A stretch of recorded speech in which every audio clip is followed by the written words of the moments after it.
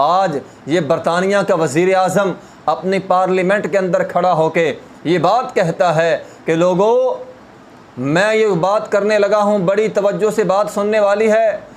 कहने लगा कि या दो काम है, एक काम कर लो, या तो कुरान को ख़त्म कर दो, अगर कुरान को ख़त्म नहीं कर सकते तो मुसलमानों को कुरान से दूर कर दो।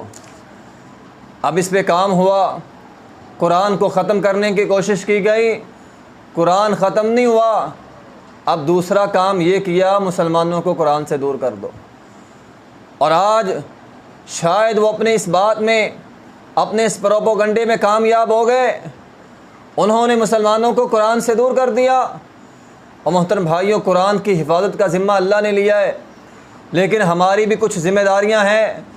हमारी ज़िम्मेदारी ये है कि हमने कुरान के साथ